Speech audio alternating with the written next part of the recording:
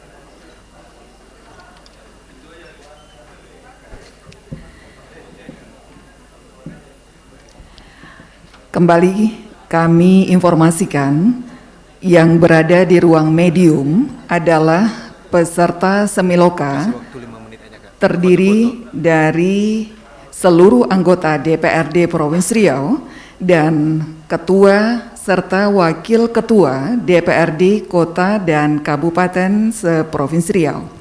Di luar peserta, maka kami mohon tidak berada di ruang medium. Sekali lagi, yang bukan peserta, sesuai instruksi, kami mohon tidak berada di ruang medium. Sementara petugas yang sudah ditunjuk adalah bagian protokol, teknisi dan humas dari Sekretariat DPRD Provinsi Riau. Jika ada humas dari DPRD Kota Kabupaten, nanti silakan berkoordinasi dengan humas Sekretariat DPRD Provinsi Riau untuk keperluan dokumentasi.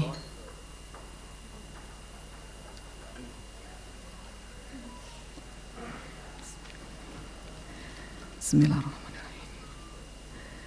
Acara Semiloka Pencegahan Korupsi DPRD Provinsi Kabupaten Kota Wilayah Riau siang hari ini dimulai. Hadirin dimohon berdiri.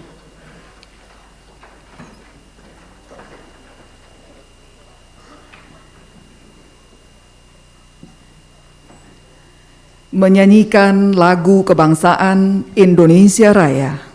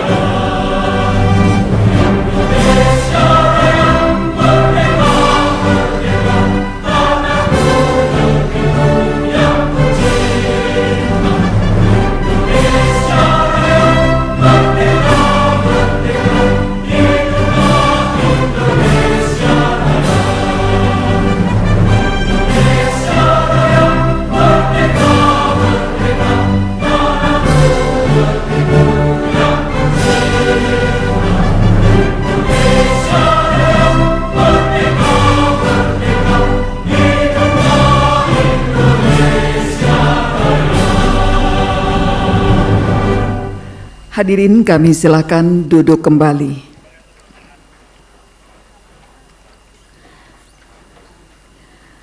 Apa tanda Melayu bermarwah? Rakyatnya rukun dan ramah tamah.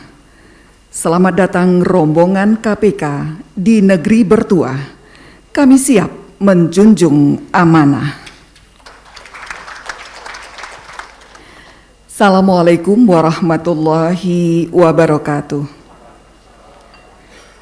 Yang terhormat, Deputi Koordinasi dan Supervisi Komisi Pemberantasan Korupsi KPK Republik Indonesia, Bapak Irjen Polisi Didik Agung Wijanarko dan seluruh rombongan.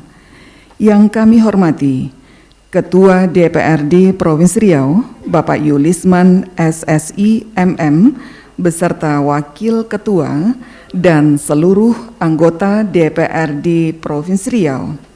Yang kami hormati, para Ketua dan Wakil Ketua DPRD Kota dan Kabupaten se-Provinsi Riau yang hadir langsung, serta seluruh anggota DPRD Kota dan Kabupaten se-Provinsi Riau yang mengikuti acara ini secara virtual.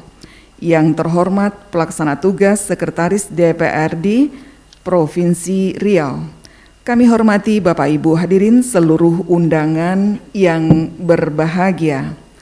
Seraya bersyukur dan memohon ridho Allah Subhanahu wa Ta'ala, acara Semiloka Pencegahan Korupsi DPRD Provinsi, Kabupaten, dan Kota Wilayah Riau hari ini Selasa 30 Agustus 2022 bersamaan dengan hari kedua di bulan Safar 1444 Hijriah. Kita mulai mengawali acara ini. Marilah kita sucikan hati sanubari seraya bermunajat dan berdoa bersama demi keselamatan kita semua dan demi keberkahan acara ini. Doa bersama akan dipandu oleh Saudara Muhammad Osadika. Assalamualaikum warahmatullahi wabarakatuh. أعوذ بالله من الشيطان الرجيم بسم الله الرحمن الرحيم اللهم صل وسلم في الأولين والآخرين وسلم ورضي الله تعالى عن كل صحابة رسول الله أجمعين آمين آمين آمين يا رب العالمين حمدا شاكرين حمدا نائمين حمدا يوافي نعمه ويكافئ مزيدا يا ربنا لك الحمد كما ينبغي لجلال وجهك الكريم وعظيم سلطانك اللهم إنا نسألك سلامة في الدين والدنيا والآخرة وعافية في جسدنا وزيادة في علمنا وبركة في رزقنا وتوبة قبل الموت ورحمة عند الموت ومغفرة بعد الموت اللهم أعون علينا في سكرات الموت والنجاة من النار والعفو عند الحساب اللهم إنك عفو كريم تحب عفو فاعف عنا ولوالدينا ولجميع المسلمين والمسلمات والمؤمنين والمؤمنات برحمتك يا أرحم الراحمين اللهم صل على سيدنا محمد صلاة تنجينا بها من جميع الأحوال والآفات وتقضي لنا بها جميع الحاجات وتطهرنا بها جميع السيئات وترفعنا عند أعلى الدرجات وتبلغنا بها أقصى الغايات من جميع خيرات في الحياة وبعد الممات إنك على كل شيء قدير اللهم اجعل هذا بلد إندونيسي واجعلنا بلدة طيبة ورب غفور برحمتك يا أرحم الراحمين ربنا آتنا في الدنيا حسنة وفي الآخرة حسنة وقنا عذاب النار وصلى الله على سيدنا محمد النبي الأمي وعلى آله وصحبه أجمعين سبحان ربك رب العزة عما يصفون وسلام على المرسلين والحمد لله رب العالمين. Assalamualaikum warahmatullahi wabarakatuh.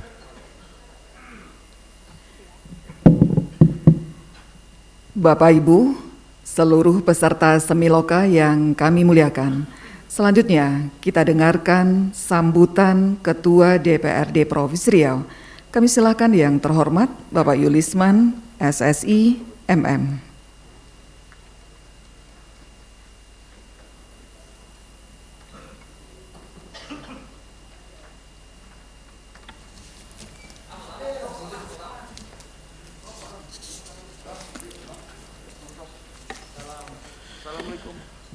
Bismillahirrahmanirrahim.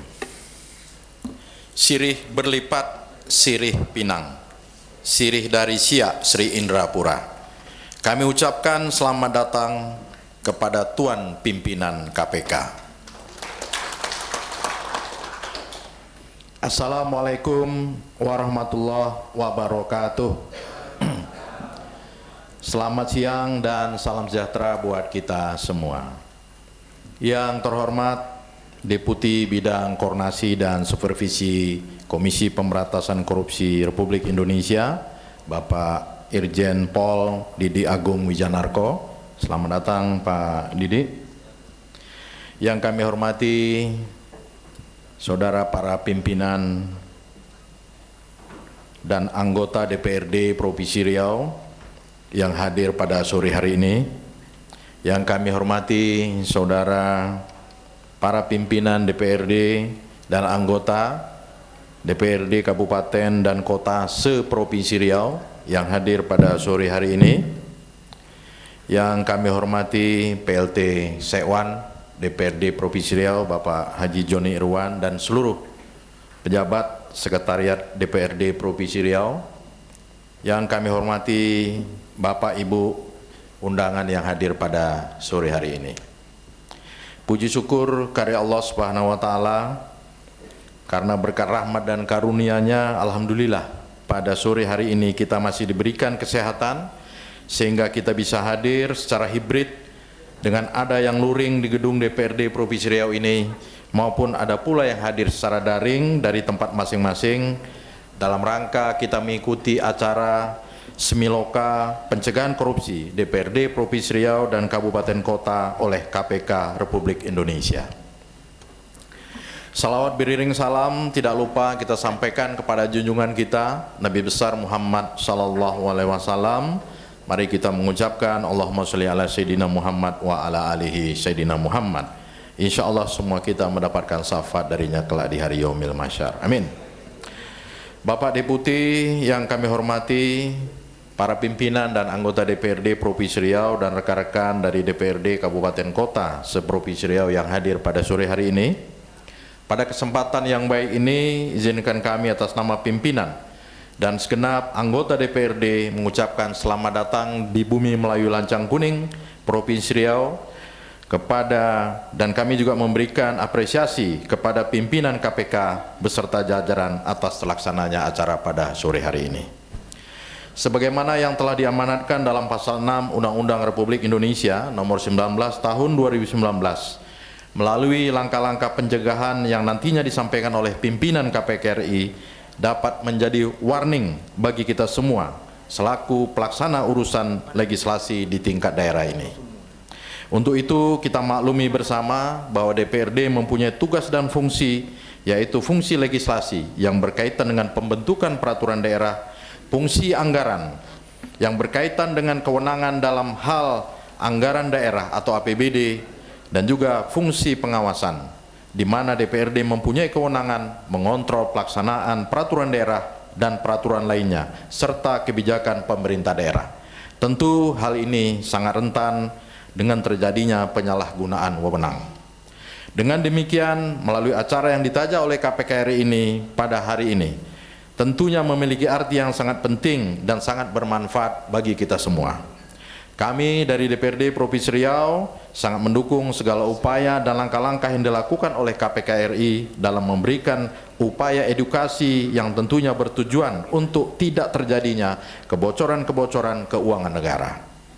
Kami juga akan terus mendukung KPK RI dalam upaya mewujudkan inovasi-inovasi baru dalam rangka pencegahan tindak pidana korupsi demi kebaikan dan kemajuan negeri yang kita cintai ini.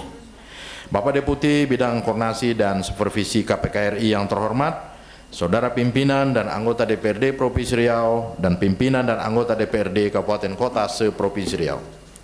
Atas nama pimpinan dan segenap anggota DPRD Provinsi Riau, sekali lagi kami ucapkan terima kasih dan apresiasi sebesar-besarnya kepada KPK RI dengan upaya pencegahan yang baik guna terwujudnya pemerintahan yang bersih, transparan, dan akuntabel. Demikian yang dapat kami sampaikan. Semoga Allah Subhanahu wa taala senantiasa meridhoi usaha kita yang baik ini. Amin ya rabbal alamin.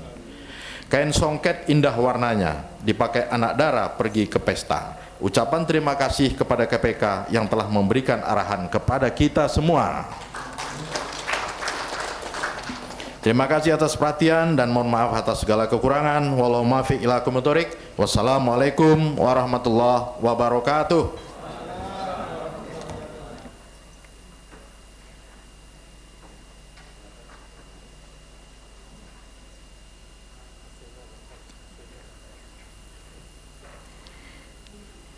Terima kasih kepada Ketua DPRD Provinsi Riau, Bapak Yulisman SSI MM, yang telah menyampaikan sambutan di hadapan kita bersama.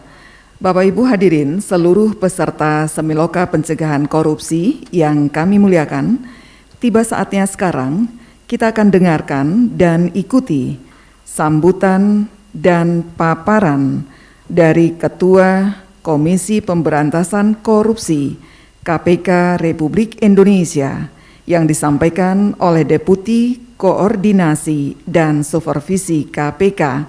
Kami silakan dan kami jemput yang terhormat Bapak Irjen Polisi Didik Agung Wijanarko.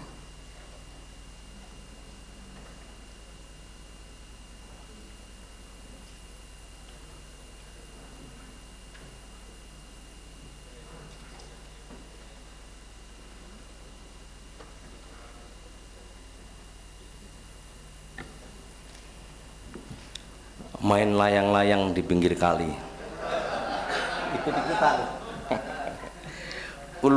Ulur talinya tinggi sekali. Perjuangan belum terhenti saat proklamasi. Tugas berat masih menanti. Assalamualaikum warahmatullahi wabarakatuh. Selamat sore. Selamat sore.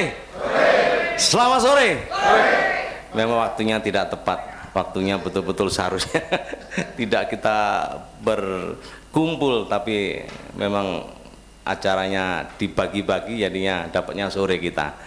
Yang terhormat Bapak Ketua DPRD Provinsi Riau, yang kami hormati Bapak-Bapak Wakil Ketua,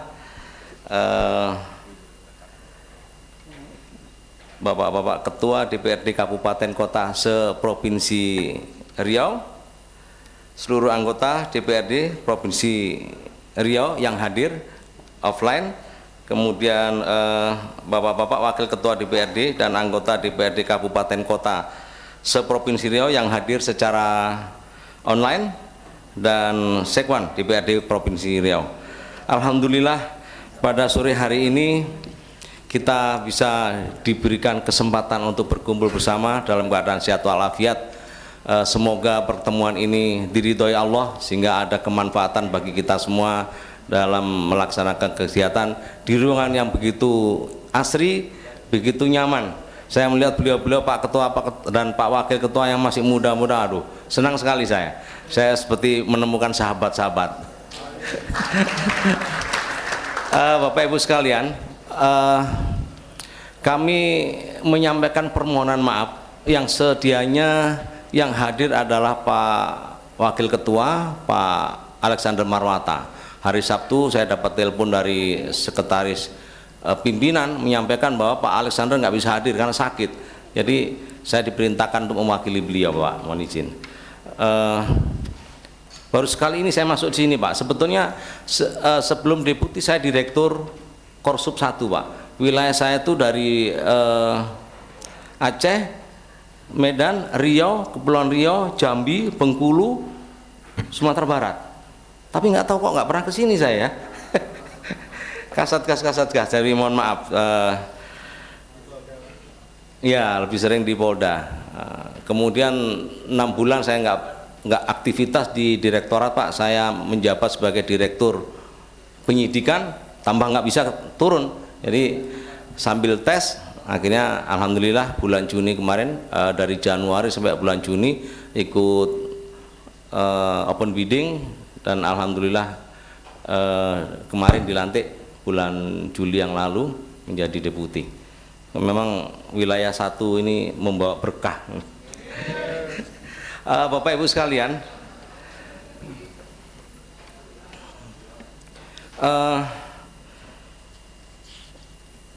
slide pertama, perjalanan bangsa Indonesia sudah begitu panjang, mulai dari saat-saat kejayaan kerajaan-kerajaan Nusantara, kemudian muncullah petaka datangnya VOC dengan kegiatan-kegiatannya, bahkan akhirnya menjajah Indonesia selama 350 tahun. Selama proses penjajahan itu mulai ada perlawanan, bergerilya, bahkan tekad yang sama bangsa Indonesia untuk bagaimana memerdekakan bangsa Indonesia menjadi negara Indonesia. Hal tersebut seperti yang di pantun tadi belum selesai, proklamasi belum selesai, masih banyak yang harus kita lakukan untuk menuju mewujudkan Indonesia yang masyarakatnya bahagia dan makmur, sejahtera. Tentunya hal itu tertulis di dalam pembukaan Undang-Undang Dasar 45, yaitu bagaimana untuk melindungi segenap bangsa Indonesia dan seluruh tumpah darah Indonesia, memajukan kesejahteraan umum, mencerdaskan kehidupan bangsa, dan ikut melaksanakan ketertiban dunia. Itu sampai kapan untuk tujuan nasional kita terwujud? Setidak-tidaknya kita sudah punya mimpi di tahun 2045 akan Indonesia menjadi Indonesia emas, negara yang terbesar dengan kehebatannya, ya. Semoga itu nanti akan terwujud. Tentunya tidak mungkin terwujud tanpa tugas kita, tanpa kita melaksanakan peran-peran kita yang sebaik-baiknya. Itu harapan, bahkan kita sudah merencanakan untuk menuju di 2045 tersebut. Kemudian di mana kita untuk menuju ke sana? Nah, untuk mewujudkan tujuan negara melalui pemberantasan korupsi lah kita salah satunya untuk dapat melindungi segenap bangsa Indonesia dan seluruh tumpah darah Indonesia, dan untuk memajukan kesejahteraan umum, mencerdaskan kehidupan bangsa. Karena apa? Karena kemakmuran masyarakat itulah yang tertinggi untuk dapat mewujudkan suatu negara. Menjunjung tinggi HAM dan melaksanakan dan menjamin keberlangsungan program pembangunan nasional. Kemudian, ini biasa yang disampaikan oleh Bapak Ketua. Kenapa politik itu menjadi penting? Ya, tadi Bapak Ketua tadi juga sampaikan bahwa penting karena dengan politik itulah kita menguasai suara rakyat, melahirkan wakil-wakil rakyat, menghasilkan para pemimpin mulai dari kepala desa, bupati, wali kota, gubernur, bahkan sampai pimpinan nasional. Kemudian menyusun seluruh regulasi produk hukum dan politik hukum. Ya, inilah peran dari bapak-bapak sekalian untuk bisa bersama-sama mengajak negara kita menuju tujuan nasional. Lanjut. Kemudian di dalam kepemimpinan pimpinan KPK saat ini berupaya untuk mewujudkan sinergitas, mewujudkan orkestrasi yang baik, baik di dalam maupun di luar. Di dalam kami masing-masing kedeputian berupaya untuk saling mengisi, saling bersama-sama untuk kolaborasi dalam melaksanakan kegiatan-kegiatannya. Kemudian keluar, ini yang disampaikan oleh beliau, ada kamar-kamar yang akan kita isi di situ, yang kita harus berperan di situ, ya. Kamar legislatif, kamar eksekutif, dan kamar yudikatif. Kamar legislatif seperti yang disampaikan oleh Pak Ketua tadi, penyusunan undang-undang dan pengesahan anggaran belanja negara, serta daerah harus bebas dari korupsi. Kita upayakan di situ, jadi masing-masing berperan, baik itu di kamar legislatif, kamar eksekutif, dan kamar yudikatif. Apakah akan terwujud, ya insya Allah akan terwujud. Kita sama-sama berupaya dengan hati nurani kita untuk membesarkan negara kita menuju 2045 nantinya, semoga terwujud. Lanjut.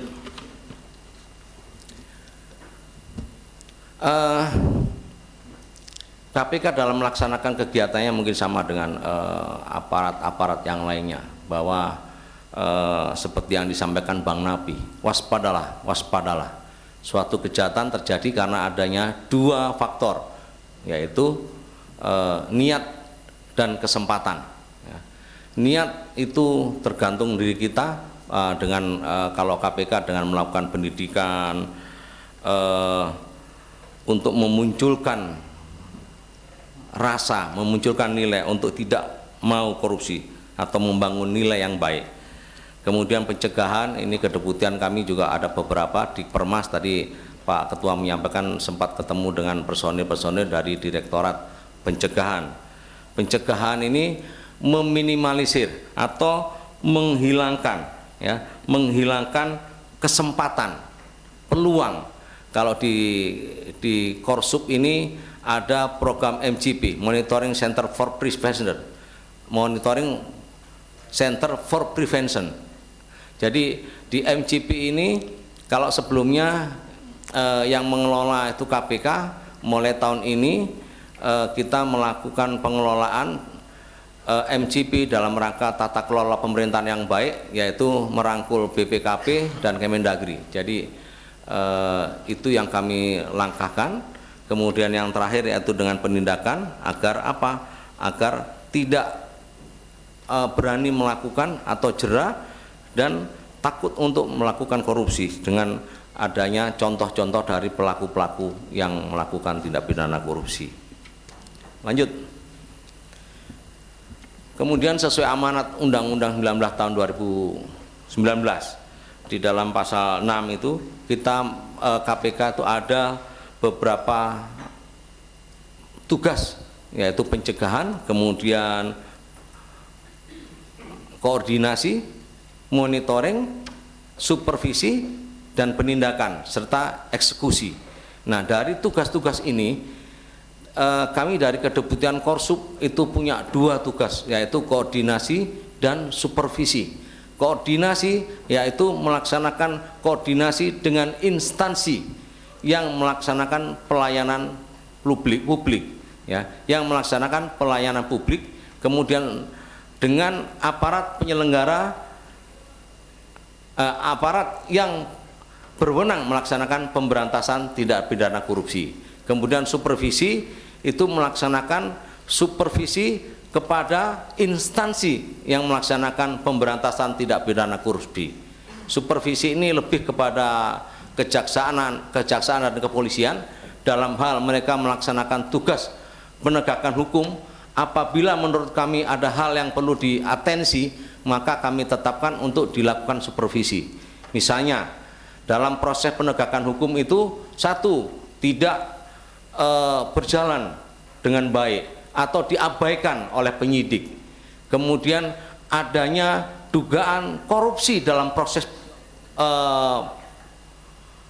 penyidikannya, mungkin di 86 dan sebagainya.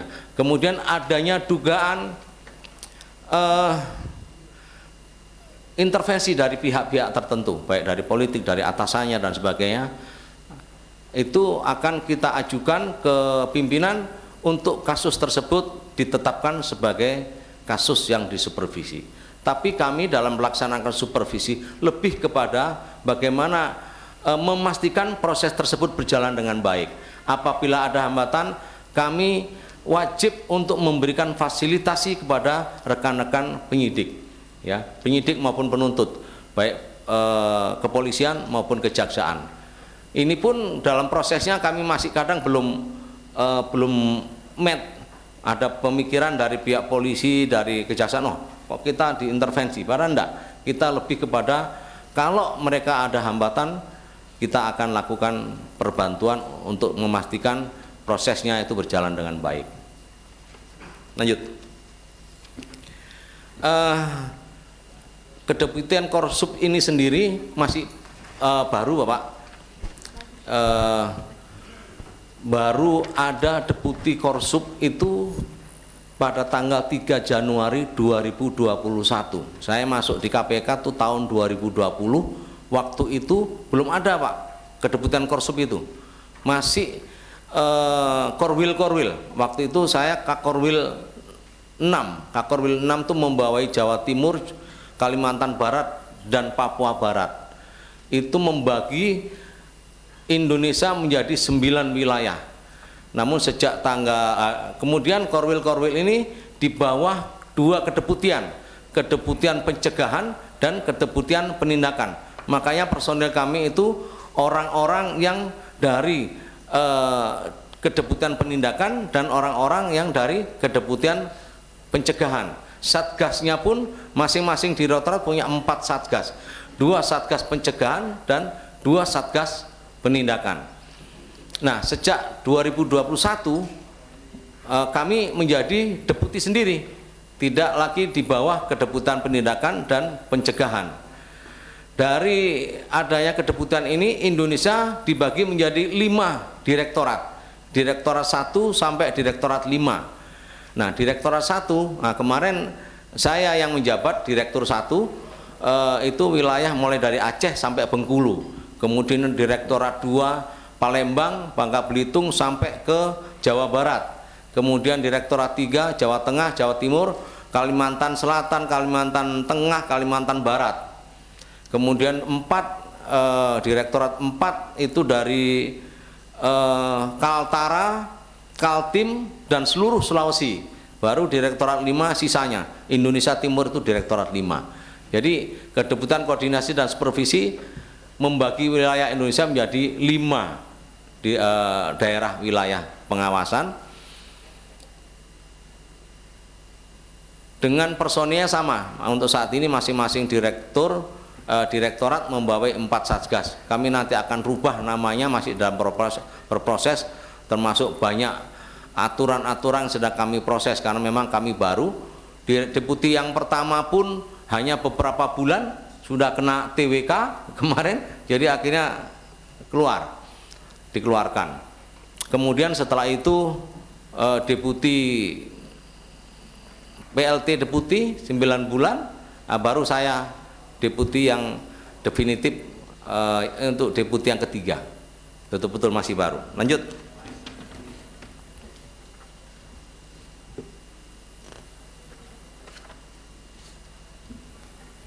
Nah, seperti kita sampaikan tadi, bagaimana untuk menuju tujuan nasional kalau masih banyak titik-titik dan tindakan-tindakan korup. Dari KPK membagi menjadi 4 daerah atau titik-titik kerawanan, yaitu terkait dengan rekrutmen dan promosi jabatan. Ini masih banyak, walaupun ini sering kita gaungkan, pada kenyataannya masih banyak terjadi. Seperti terakhir kemarin yang Pemalang, itu juga hanya masalah ini. Kumpul di Jakarta, mudah sekali orang tahu kan, ini kumpul hanya untuk promosi, kan naif sekali itu. Tapi terjadi, kenyataannya terjadi. Pengadaan barang dan jasa itu masih banyak sekali. Kemudian sumbangan pihak ketiga dengan pencatatan penerimaan, penyaluran bantuan, penyelewengan bantuan dan sebagainya. Kemudian refocusing dan realokasi anggaran COVID-19 untuk APBD dan APBN dan APBD. Hati-hati terkait dengan dana-dana khususnya terkait COVID. Ya. Kita selama ini belum pernah ada yang dihukum mati. Pasal yang paling tinggi itu pasal 2, yaitu menyalahgunakan wewenang untuk memperkaya diri sendiri atau orang lain. Ya. Nah, kalau dalam kondisi tertentu itu dikenakan pasal 2 ayat 2. Itu yang ancaman hukumannya adalah hukuman mati. Kemarin hampir ada satu di pusat, satu di daerah. Saya datang ke sana, kamu kenakan pasal berapa? Pasal 2 ayat 2. Saya, betul Pak, itu sudah proses. Saya tanya Pak Ketua Pengadilan Tinggi, wah betul Pak, itu dikenakan pasal 2 ayat 2. Secara materi memenuhi. Jadi dana COVID Pak diambil 20-an miliar. Sangat berani Pak, betul-betul itu ngeri. Dan itu ancamannya jelas itu Pak, ancaman hukuman. Hanya saja waktu saya ke sana saya tanya nanti akan ke sana apa enggak ya, enggak tahu ya. Perkembangannya memang waktu itu dia sebelumnya sudah pernah kena juga Pak. Sebelumnya kena dan sudah ingkrah, makanya waduh yang kedua ini mosok dihukum mati. Jadi karena situasi saat ini kan masih belum dicabut itu, bahwa kita masih dalam kondisi bencana non alam. Jadi itu yang betul-betul ada ruang untuk dikenakan di pasal 2 ayat 2. Makanya hati-hati, mawas diri betul, dipikirkan kembali khususnya terkait anggaran-anggaran seperti itu. Kemudian penyelenggaraan jaring pengamanan sosial atau social safety net untuk pemerintah pusat dan daerah. Pemulihan ekonomi nasional. Pemulihan ekonomi nasional ini kemarin kita tangani di Sulawesi ya. Itu betul-betul terstruktur itu Pak. Dari pusat sampai turun ke bawah. Prosentasenya berapa? Nah, itu kan ya memang dana itu boleh, benar, aturannya memang boleh. Yang nggak boleh adalah praktek-praktek yang menyertainya. Itu pun beberapa bupati kena Pak itu. Hanya dana PEN itu. Kemudian Jawa Timur hanya karena proses di satu kabupaten itu pun beberapa tahun yang lalu Pak, baru beberapa tahun yang lalu kita muncul, setelah mereka proses kita angkat lagi, masih ada lagi rangkaiannya, ini ada lagi pihak yang ini akan yang membantu, pihak yang ini yang memerintahkan. Nah itu belum sampai ke sana, itu di Jawa Timur ada. Jadi anggaran-anggaran dari provinsi turun ke kabupaten. Kabupaten kalau satu, kalau 30, 32 kan banyak dikumpulkan sedikit-sedikit. Itulah yang ya saya tahu lah, ada hal yang memang kadang berat itu hal-hal yang non teknis kita membutuhkan, tapi kalau kita nggak hati-hati betul-betul itu rawan. Kemudian pengesahan RAPBD dan laporan keuangan pertanggungjawaban keuangan kepala daerah. Ini rekan-rekan DPRD ini ya, harus hati-hati, banyak kita kena itu berjamaah, makanya nanti jumlah kepala daerah dengan legislatif banyak sekali legislatif, kepala daerahnya kena 1, tapi rekan-rekan ada yang kena sampai 5, ada yang kena berapa, kenapa? Itu berjamaah, banyak proses ya. Di Bengkulu itu sebagian belum kita proses ya, yang sebagian sudah, yang sudah pasti menanya, yang lain mana Pak? Masih menunggu untuk proses yang lain, dan kita tetap akan proses. Ini banyak di beberapa daerah yang ini, termasuk kayak kemarin Sumsel, kemudian kabupaten itu kan ketua kepala daerah sedikit, tapi dari rekan-rekan ada beberapa yang kena di situ. Akhirnya kita pasti nggak pilih semuanya. Apakah yakin semuanya ini diam? Ada yang nggak mau dikembalikan, saya kembalikan Pak, tapi laporan dia, itu betul-betul terjadi itu. Itu yang kita harus mawas diri ya, enggak semua iya itu iya, bisa ada yang lain enggak, itu kan menjadi rawan. Itulah polis hazard itu betul-betul yang kita harus nanti, kalau enggak lebih baik enggak semua, karena rawan, kena semua, enggak semua kan itu. Kemudian terkait perizinan ini juga masih, ini banyak praktek perizinan ini, termasuk ada di sini mungkin akan misalnya muncul terkait perizinan, karena ini yang paling gampang ini. Lanjut, risiko terjadinya ada beberapa yang kita dalam proses itu di perencanaannya, risiko fraud dalam tahap perencanaan, yaitu bagaimana kita nanti direncanakan itu nantinya akan dibagi ini, kemudian pengesahannya, evaluasi dan implementasinya. Ini saya betul-betul sekedar mengingatkan rekan-rekan sekalian, hati-hati betul. Lanjut, ini statistik tindak pidana korupsi per Januari 2022. Januari 2022 saya Desember sampai Juni menjadi direktur penyidikan di sana. Ini data, ini per Januari.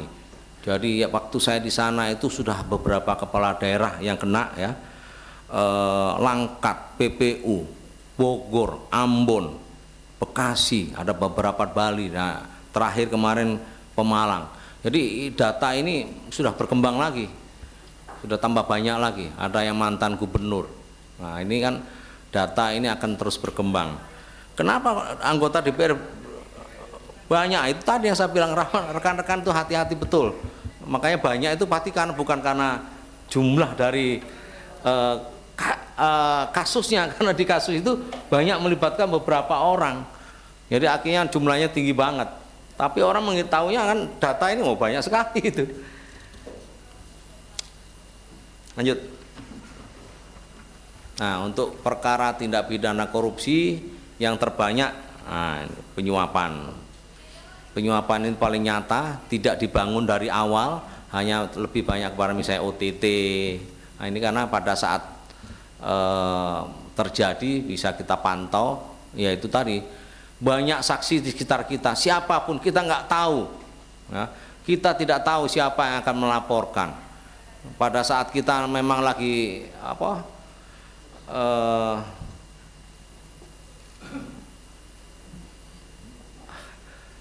lagi apes bahasanya, bisa aja kita nggak tahu itu, dengan berbagai motifnya, ya. Pelapor itu orang yang melaporkan, orang yang menginformasikan dengan berbagai motivasinya. Ada hanya karena iri, karena dengki, karena ingin cepat-cepat dapat jabatan yang lebih tinggi, ya, karena sakit hati, karena merasa terzolimi. Apapun motivasi mereka, sepanjang fakta hukumnya ada, kena kita. Apapun motivasinya, kita kan nggak tahu nih masing-masing kepala berbeda isinya, kan itu betul-betul harus kita antisipasi, ya.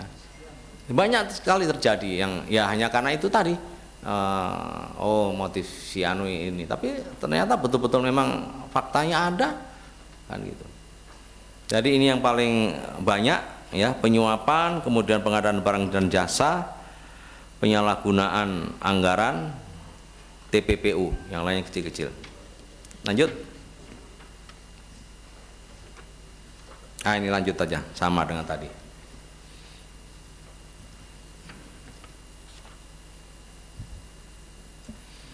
Nah, ini sama dengan kasus Ferdi Sambo. Enggak, maksudnya cara kerjanya, bukan.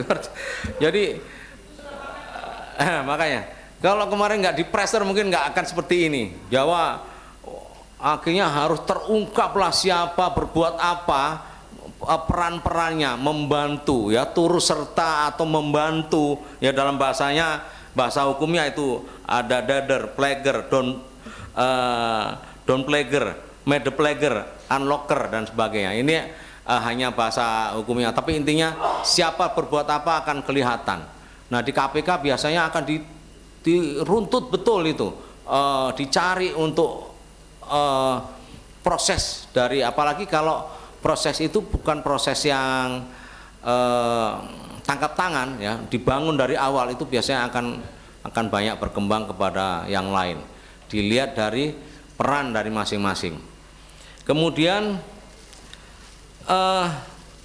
itu tadi banyak sekali orang yang siap untuk menjadi pelapor, ya, dengan berbagai motivasinya bisa saja, ya. Tapi sepanjang fakta hukumnya ada, maka kita bisa kena. Kemudian kadaluarsanya bisa sampai 18 tahun. Kan panjang. Hari ini kita pensiun belum tentu aman, masih bisa 16 tahun lagi muncul. Ya, itulah. Lanjut. Ya, lanjut. Nah, ini bentuk-bentuk pidana korupsi.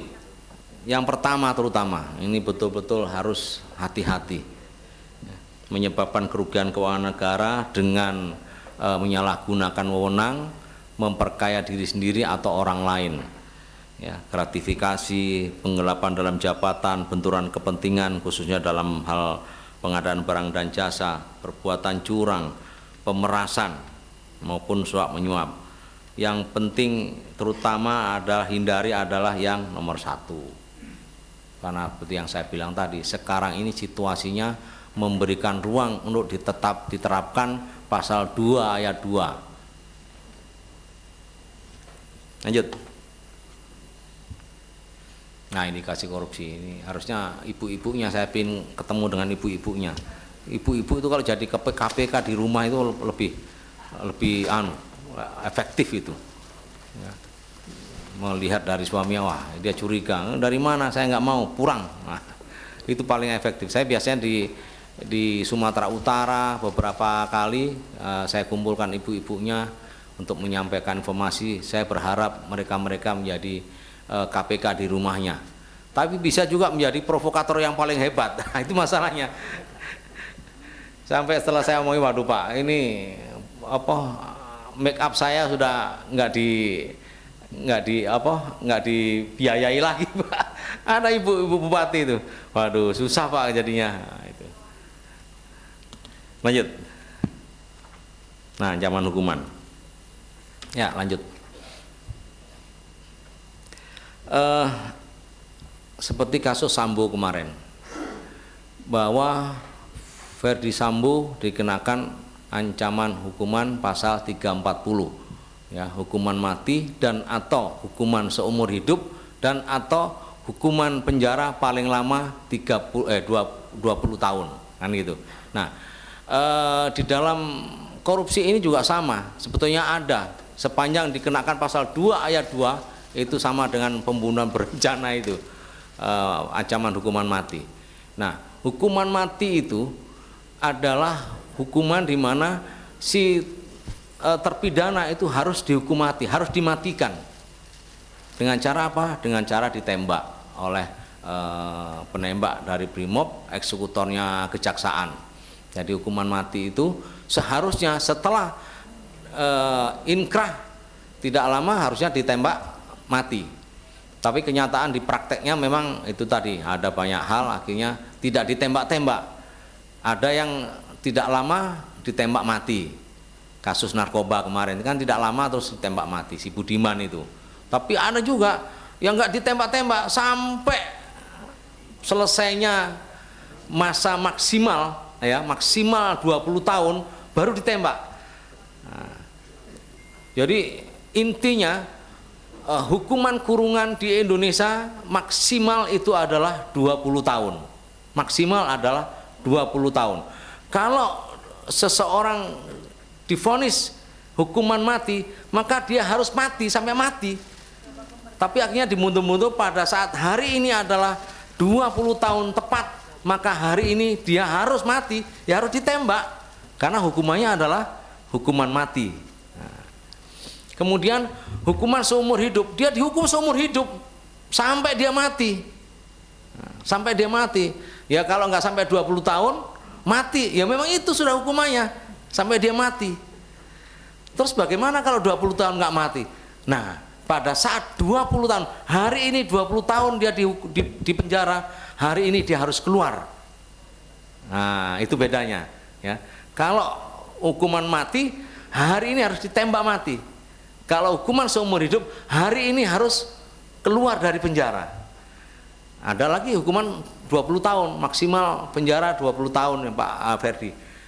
Kalau 20 tahun masih ada gerasi, masih mungkin dia mendapat pemotongan. Dipotong menjadi 19 tahun. Nah, kayak si Tommy Soeharto waktu itu kan, hukumannya berapa? Dia hanya menjalani berapa? Belum lagi 2/3 setelah dia menjalani, dia sudah bisa keluar. Makanya Soeharto sebentar aja udah bisa keluar. Nah, itu praktek peradilan di kita seperti itu. Nah, kalau 20 tahun masih bisa, tapi kalau seumur hidup nggak ada itu gerasi mau mengajukan, tetap dia maksimal 20 tahun atau mati sebelum 20 tahun. Nah, kalau seumur hidup itu. Nah, di korupsi ini itu, jadi ancaman hukumannya tuh hukuman mati, hukuman seumur hidup 20 tahun lebih banyak, ya, atau di atas 3 tahun. Yang 3 tahun itu hanya yang korupsi 50 juta, itu pun diambilnya lebih dari 50 juta. Nah, itu ada pasal-pasal yang yang mengatur dalam korupsi itu.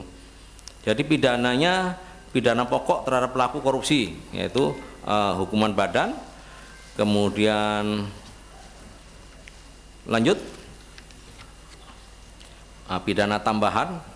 Di pidana tambahan itu pencabutan hak tertentu, perampasan harta kekayaan, pembayaran uang pengganti. Ini akhirnya teler juga. Itu tadi yang dibilang dimiskinkan itu. Ya. Belum lagi kita di KPK itu pada saat ada pidana ada kemungkinan TPPU kita akan kejar. Contoh kasus yang di Jawa, di satu Jawa, dia melakukan tindak pidana korupsi cuma sedikit, tapi setelah kita terapkan dengan TPPU banyak sekali kita, hampir 200 miliar kita dapat dari seorang kepala daerah.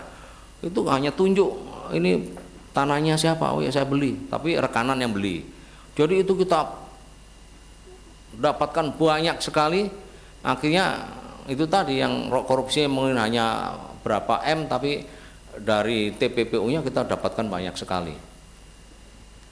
Untuk saat ini kita dari KPK memang mengupayakan untuk dilakukan proses dengan TPPU tersebut. Kemudian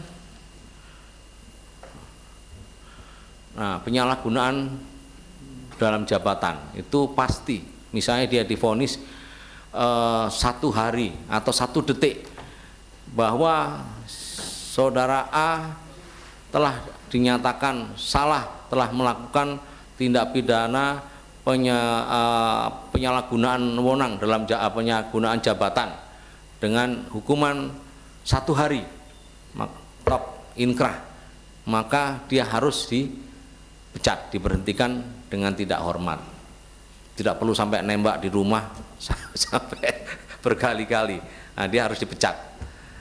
Kemudian kalau tidak pidana lainnya yang di atas, yang 2 tahun ke atas, 2 tahun ke atas. Kalau di Polri itu ya sepanjang inkrah dan menurut pimpinannya masih diperlukan, maka masih bisa dipertahankan. Tapi kalau menurut pimpinan tidak bisa, maka dipecat. Lanjut. Ini yang paling ngeri, sanksi sosial. Sama dengan Verdi itu, mau ditutup-tutupi, masyarakat sudah menilai dia melakukan pembunuhan. Sanksi sosial itu ngeri. Hari ini kita dikasih baju oranye itu Pak, se-Indonesia sudah memastikan dia pengkoruptor, padahal hukum belum tentu. Banyak juga yang bisa bebas kan gitu. Tapi sanksi sosial itu enggak pandang bulu. Pada saat kita sudah dikasih oranye itu proses Pak, saya 6 bulan jadi direktur penyidikan, mau memakaikan baju itu Pak, sorry Pak, itu prosesnya panjang Pak. Saya biasanya kalau OTT kan pagi itu Pak, kayak Bogor itu kan orang baik itu Pak, hanya karena salah aja anunya kan, itu Pak kasihan sekali itu. Bu, mohon maaf Bu, saya sampai mau jalan, kasihan itu hanya cara masukan-masukan dari ini. Staf-stafnya akhirnya salah lah ngambil langkah itu. Padahal orang baik, dia ingin daerahnya menjadi baik gitu, WTP. Tapi cara melakukannya salah. Nah proses setelah di televisi itu panjang itu. Kami betul-betul kadang, Pak saya puasa, saya tidak mau. Oh iya Bapak puasa, silakan Bapak puasa dulu. Selesaikan buka puasa, sholat, habis itu baru kita kasih Pak. Itu prosesnya di bawah itu Pak, susahnya kadang miris kita. Jangan kita, pokoknya janganlah merasakan. Saya menjadi orang yang di situ itu aja bisa merasakan bagaimana susahnya itu yang dirasakan oleh mereka. Telepon ke keluarga, ke istrinya itu, betul-betul saya aja nggak tega itu, betul itu prosesnya itu. Sanksi sosial ini sangat-sangat Pak. Belum lagi kalau kita punya cucu. Nah, ini bayangan saya ini, yang saya bayangkan ini realita loh ya. Bapak boleh ketik nama saya. Waktu saya menjadi Kasatserse Palembang itu masih ada nama saya. Waktu saya jadi Kapolres Jambi masih ada. Sama kalau kita melakukan korupsi. 15 tahun lagi kita sudah punya cucu. Cacing opanya itu, kakeknya masih ada nama kita di situ. Itulah sosial itu yang mengerikan loh. Kita meninggalkan nama yang tidak baik untuk anak kita, cucu kita. Itu kejahatan jahatnya jejak itu betul-betul bisa kita rasakan itu. Lanjut. Nah, ini TPPU kita kejar. Itu tadi ada orang bilang dimiskinkan. Jadi uang yang ada kita kumpulkan susah-susah itu ya akan dihabisi di situ, diambil itu. Lanjut. Nah, ini salah satu contoh. Ini nyata tapi saya samarkan. Ada hal yang bohong dalam underlying ya, dalam transaksi. Ini seorang kepala daerah ini mengirimkan rekening kepada toko roti. Nah, wow, ini kontraktor kok ngirimnya ke toko roti. Nah, itu bisa kelihatan itu. Kemudian dicari lagi, ternyata istri simpanannya, istri keduanya. Ini nyata Pak ini, tapi kami samarkan. Seperti inilah kalau kita diduga melakukan ini akan dikejar, betul-betul dikejar. Lanjut. Nah, belum lagi ini, ya, keluarga kita masuk di situ sebagai pelaku aktif maupun pelaku pasif. Contoh yang terbaru kemarin kita tangkap itu, ke istrinya, ke anak-anaknya, mobil sama toko, rumah. Nah, itu kasihan, mereka nggak tahu tiba-tiba bermasalah. Ya. Jangan libatkan orang-orang yang kita cintai dalam lingkaran perbuatan kita, karena kasihan mereka. Mungkin kita siap dengan risiko itu, tapi istri, anak-anak kita, orang tua kita mungkin nggak tahu apa-apa, itu tiba-tiba dia bermasalah. Nggak usah ditahan, dipanggil di KPK aja, kasihan itu. Orang seminggu sebelumnya pasti udah kepikiran. Itu betul-betul saya bisa merasakan. Teman-teman saya, selama saya jadi direktur mungkin 2000 lebih tanda tangan saya panggil orang itu. Kasihan sekali itu orang kalau pada saat sudah dipanggil itu. Walaupun sebetulnya nggak ada, bukan untuk mengarah kepada dia sebagai pelaku, tapi itu sudah beban moral. Nah, betul-betul menjadi beban moral. Kakak saya kepala daerah, saya sampaikan jangan sampai ikutkan itu anak-anak. Saya sampaikan betul itu. Saya bisa merasakan, waduh, ini ponakan-ponakan saya nggak tahu apa-apa itu. Suruh ke sana. Jangan Mas, kalau sampean mau itu kasih aja sendiri, jangan libatkan adik-adik. Itu kadang kita nggak menyadari bahwa itu membawa keluarga kita pada situasi yang tidak kita inginkan. Lanjut. Nah, ini sama. Inilah yang kalau di kami Pak Korsup di koordinasi itu 8 area intervensi ini kita pahami bahwa di sini ada titik-titik yang rawan untuk tidak terjadinya. Ini kita lakukan intervensi di 8 area intervensi ini. Ada 8 areal, 28 indikator dan 88 sub indikator. Pemerintah daerah kita wajibkan untuk mengisi administratif yang untuk dengan pemenuhan administratif itulah akan meminimalisir seperti yang niat kesempatan tadi, meminimalisir kesempatan atau meniadakan kesempatan. Ya, niat ada, kalau kesempatan nggak ada ya nggak terjadi. Kita berupaya untuk kesempatan itu diminimalisir. Lanjut.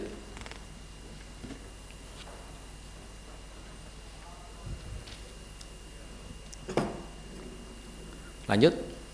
Nah, ini untuk Satgas Pencegahan dalam melaksanakan kegiatannya khususnya dengan pemerintah daerah, yaitu perbaikan tata kelola pemerintahan pada 542 pemerintah daerah, mendorong penyelamatan keuangan dan aset negara atau daerah, sertifikasi, penertiban dan pemulihan aset, dan optimalisasi pendapatan pajak daerah.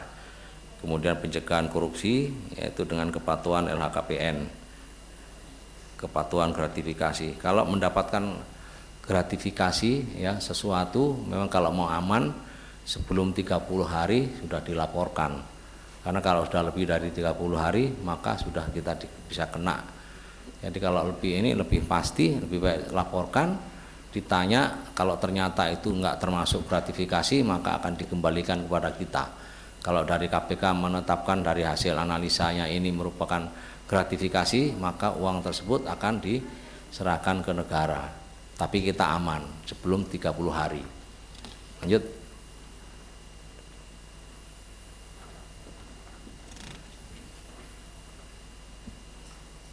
Nah ini kepatuhan LHKPN untuk rekan-rekan legislatif ya, per 5 Juli 2022. Yang merasa belum, masih ada itu.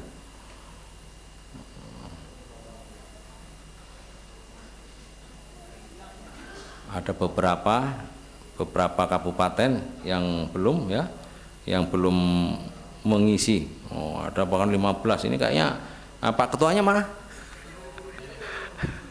Nah, nanti diingatkan kembali.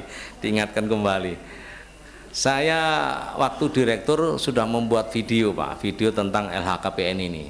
Saya berharap para Kasatgas ini membagikan ke areal wilayah pengawasannya. Cuman nggak tahu sampai nggak ke rekan-rekan, tapi ini mengingatkan pentingnya apa itu LHKPN. Tapi memang lagi naif sih Mang, yang kasus sedang terjadi banyak yang nggak bener. Videonya coba bisa nggak?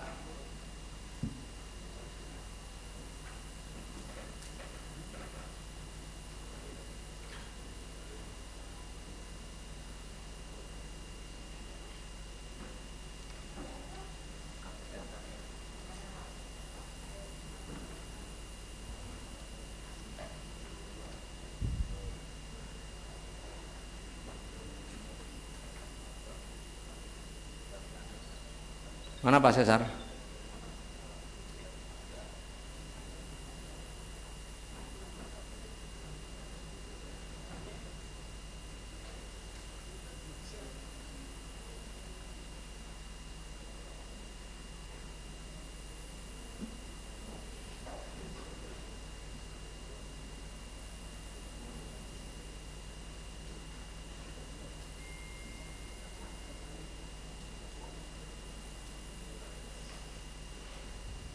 Nggak bisa ya? Oh.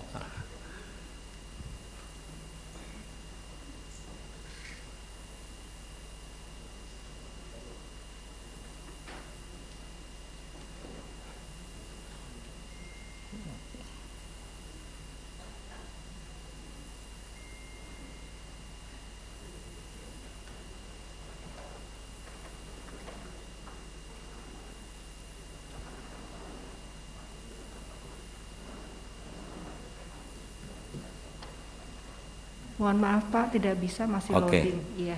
Baik, karena videonya tidak bisa, nanti Bapak saya kirimin nanti video saya untuk dikasih ke rekan-rekan pentingnya LHKPN. Ada video waktu saya menjadi direktur. Nanti Pak Cesar nanti tolong dikasih ke beliau-beliau untuk disampaikan ke rekan-rekan DPR. Itu yang dapat kami sampaikan. Mohon maaf apabila ada hal-hal yang kurang berkenan dari penyampaian saya. Sekali lagi kami menyampaikan permohonan maaf dari Bapak Alexander Marwata selaku Wakil Ketua yang sedianya beliau hadir namun ternyata tidak bisa hadir. Nah ini pesan moral, ini endingnya lah, tutupnya. Intinya semua itu kalau kita punya rasa syukur, insya Allah tidak akan kita lakukan langkah-langkah yang salah. Ingat bahwa Allah melihat apa yang kita lakukan, dan sepandai-pandai tupai melompat kita akan jatuh juga. Pinter-pinterlah kita, lebih bagus lagi, bukan masalah pinter-pinter, tapi lebih baik tidak. Kami rasa itu, Terima kasih kepada Bapak Ketua atas supportnya sehingga kegiatan kita bisa berjalan di sore hari ini. Semoga Allah Subhanahu wa taala meridhoi apa yang kita lakukan dan ada kemanfaatan untuk kita semua. Assalamualaikum warahmatullahi wabarakatuh.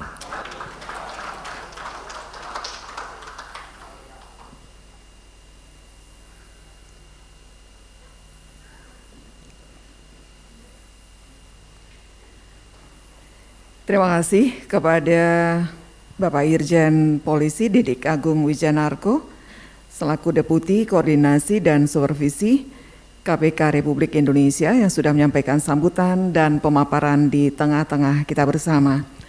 Sebelum kita akan masuk kepada momen diskusi dan tanya jawab, pepatah mengatakan maka tak kenal maka tak sayang, maka mengenal lebih dekat. Beliau yang duduk di sebelah kanan, Pak Irjen Pol Didik, adalah Kepala Satgas Korsup Pencegahan Korupsi Wilayah Riau, Bapak Arief Nur Cahyo. Baik Bapak Ibu hadirin seluruh peserta Semiloka yang kami muliakan, sekarang kita ada kesempatan untuk momen diskusi serta tanya jawab yang akan dipandu langsung oleh Ketua DPRD Provinsi Riau, Bapak Yulisman SSI MM, kami silakan. Terima kasih kepada moderator dan terima kasih kepada Pak Irjen, Pak Didi yang tadi sudah memberikan penjelasan yang sejelas-jelasnya kepada kita semua yang hadir di sini maupun yang hadir secara daring tentang apa itu isi materi yang sudah disampaikan oleh Pak Didi. Tapi bagaimanapun demikian, tentu Bapak Ibu sekalian dari pemaparan tadi barangkali masih ada hal yang ingin ditanyakan kepada beliau supaya menjadi terang benderang ya, mana wilayah putih, mana wilayah hitam dan mana wilayah abu-abu. Kira-kira gitu ya Pak Didik ya. Karena tugas dan tanggung jawab kita semua sebagai salah satu penyelenggara negara sesuai dengan tupoksi kita sebagai anggota DPRD, provinsi dan kabupaten, tentu banyak aturan dan regulasi serta kondisi faktual yang kadang-kadang harus disikapi. Sehingga mungkin apa yang menjadi pertanyaan kita, baik itu dalam pengalaman dalam pelaksanaan tugas-tugas kita ataupun mungkin mengenai aturan-aturan yang belum jelas pemaparan dan lain sebagainya, ini adalah kesempatan terbaik buat kita untuk melakukan pertanyaan kepada beliau atau juga mungkin masukan Bapak Ibu sekalian, karena tentu sesuai dengan apa yang dipaparkan beliau ya, dari sejarah bangsa ini berdiri ya, mengalami beberapa kali masa sampai hari ini ya, reformasi dan lain sebagainya, tentu perlu penyempurnaan, baik penyempurnaan dalam hal aturan atau regulasi maupun aturan-aturan dan penyempurnaan hal-hal lain. Mungkin kami persilakan untuk kesempatan pertama 3 orang penanya dulu ya, dari sebelah kiri, dari sebelah kanan, dan juga mungkin kalau ada yang daring 1 orang ya. Nah, waduh, udah banyak nih Pak Didi. Jadi yang pertama dulu Bu Eva, karena Bu Eva tadi yang pertama. Yang kedua nanti Pak Sugianto dari sayap kanan. Dan terakhir kalau yang ketiga kalau ada yang dari daring silahkan, kalau tidak ada nanti kita ambil lagi dari sini. Mungkin pertama kepada Bu Eva dulu, silakan Bu Eva. Assalamualaikum warahmatullahi wabarakatuh. Salam sejahtera buat kita semua. Terima kasih pimpinan yang sudah memberikan waktu kepada saya. Izin Pak Didik, nama saya Bu Eva Yuliana. Terima kasih banyak Pak Didik, penjelasan yang luar biasa yang kita ikuti dari awal sampai penutupan tadi. Kalau kita berpikiran yang disampaikan tadi, tentu ujung-ujungnya mempunyai hati nurani, ya, mempunyai hati nurani. Jadi yang perlu saya pertanyakan Pak Didi, masalah korupsi, ya, mananya kalaulah jelas ini kita sudah korupsi, ya. Mungkin di anggaran barangkali penyusunan anggaran. Nah kalau ini sudah terjadi, ternyata kita adalah sebagai pelaku, bagaimana caranya kalau ini dana yang sudah kita korupsi, kita ambil uang negara ini terus kita kembalikan, apakah yang Pak Didik sampaikan tadi ini tetap kita dikenakan sanksi atau dihukum? Nah, ini kenapa Pak Didik? Kadang-kadang kan kita berpikiran ini, ya kita berpikiran, kenapa dikembalikan kalau memang kita kena hukum juga, ya kan? Mendingan kena hukum aja, uangnya nggak usah dikembalikan gitu loh. Jadi mohon penjelasannya Pak Didik, mohon penjelasannya kenapa ini sudah kita kembalikan tapi kita kena hukum juga, kena sanksi. Barangkali itu saja Pak Didik, terima kasih. Assalamualaikum warahmatullahi wabarakatuh. Waalaikumsalam. Tepuk tangan dulu buat Bu Eva. Luar biasa pertanyaannya. Bagus, menarik. Iya. Mungkin kita lanjut dulu ya Pak Didik ya, izin mungkin lanjut ke Pak Sugianto, silakan Mas. Terima kasih pimpinan. Pertanyaan saya simpel yang sekarang lagi marak, bukan Sambo Pak. Karena saya tengok tadi di situ juga tidak ada salah satu bidikan yang diambil oleh pihak KPK. Ada beberapa tadi yang saya lihat, tapi di sini yang lagi marah adalah kemarin di Universitas Lampung mulai ke kampus OTT KPK. Nah, sebenarnya hari ini bukan di kampus saja, tapi di seluruh penerimaan siswa sekolah. Nilainya kecil Pak, tapi kalau di total fantastis juga. Nah, ini kami minta saran dan juga apakah ini masuk ke ranah hukum atau tidak, karena sesuai dengan fungsi pengawasan kita. Pertama, hari ini ketika kita penerimaan siswa sekolah itu kan sudah rata-rata tutup Pak, sudah tutup semua dan sudah penuh lokalnya karena masih banyak murid yang tidak terakomodir. Alhasil dengan dalih beli kursi, beli meja plus calo Pak. Nah, parahnya lagi itu hal yang salah. Tapi kita di provinsi ini kadang-kadang karena fungsi pengawasan kita di situ, kita malah disalahkan. Kita tidak boleh tapi disalahkan, dihukum oleh masyarakat. Contohnya ini Kabupaten A, sekolah A, ya kan? Sudah tidak ada jatahnya. Tapi kan karena ini nuansanya politik, mereka suruh membuka dan sebagainya. Sementara kita sudah close. Nah, ketika ini close Pak, kita tidak membolehkan, merekomendasi tidak membuka lagi. Mereka dengan berbagai kekuatan, baik eksekutif, baik legislatifnya, baik kelompok masyarakatnya, kita tuh dihukum di situ Pak. Sarannya seperti apa? Sementara kalau kita buka itu menjadi ranah hukum, ya kan? Karena ada bahasanya ganti kursi, ganti meja dan sebagainya. Ini Pak mohon pencerahannya karena kelihatannya sepele Pak, tapi kalau di total kalau satu provinsi kalau cari duit ya 10 miliar ya gampang itu Pak. Mungkin itu pimpinan yang dipertegas biar tidak menjadi polemik gitu pimpinan. Terima kasih Pak Sugianto. Ini kasuistik nih Pak, menarik juga mungkin PPDB ya Pak Gianto ya. Baik Bapak Ibu sekalian, yang daring ada? Mau masuk? Ada yang daring? Coba buka daring operator.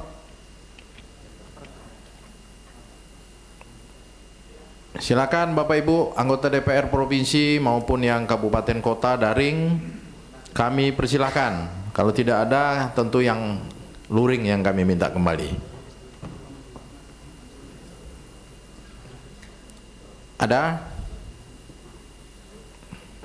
Kalau tidak ada Bapak Ibu yang daring, ini yang di luring sudah banyak tunjuk tangan. Ustadz Suhedi tadi tunjuk tangan.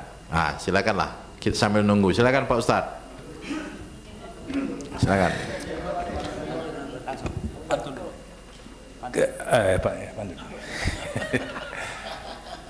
Jika mau membelah semangka, jangan digunakan pisau berkarat.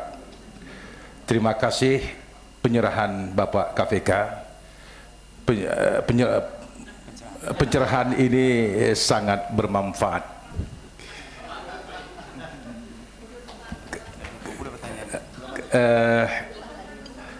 Kalau haus minumlah es, minum es di bawah pohon ara. Kalau dari janggut saya orang PKS, sebenarnya saya orang Gerindra.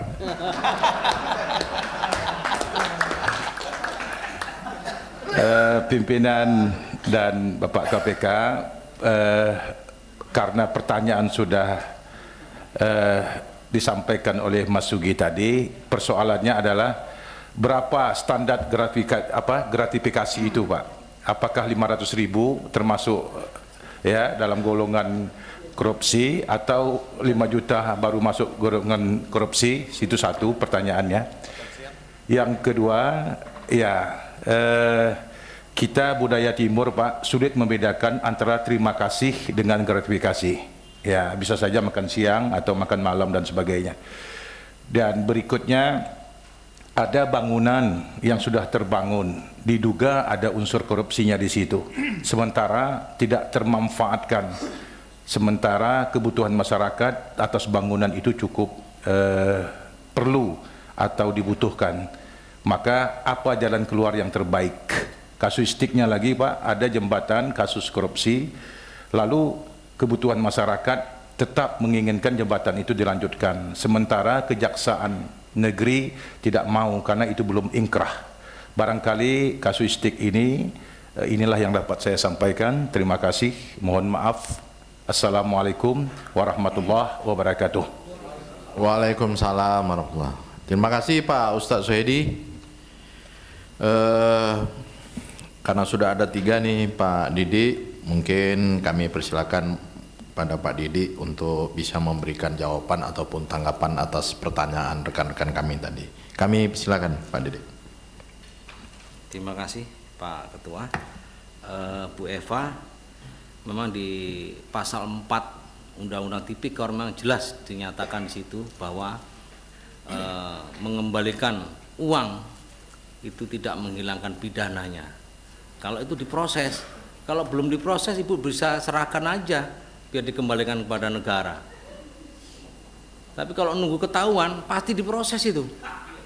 Iya, makanya ada gratifikasi itu. Kalau kita mau nyampaikan, ya, wah ini saya dapat uang nih, saya takut ini akan bermasalah. Sebelum 30 hari Ibu sudah melaporkan, itu nggak akan kena itu. Kalau ternyata uang itu bukan gratifikasi, pasti akan dikembalikan pada Ibu. Nah gitu. Tapi kalau itu uang merupakan masuk dalam kriteria gratifikasi, maka uang itu akan dimasukkan ke kas negara. Nah makanya kayak kami itu tidak pernah itu mau misalnya ke daerah-daerah disiapkan songket, disiapkan apa, mau dengan harganya berapapun, kayak saya harus melaporkan. Kami dapat dari bupati berupa kain songket. Bayangkan kain songketnya mungkin nggak seberapa, tapi kan kita harus diklarifikasi, Pak Bupati diklarifikasi untuk apa ini. Nah gitu, itu yang rawan daripada kita ribet. Sudahlah, lebih baik nggak usah. Nah itu selalu saya sampaikan di Pak, mohon maaf bukan kami nggak mau, tapi daripada Bapak ribet saya juga ribet, lebih baik nggak usah. Nah itu, jadi gratifikasi itu akan kena kalau lebih dari 30 hari.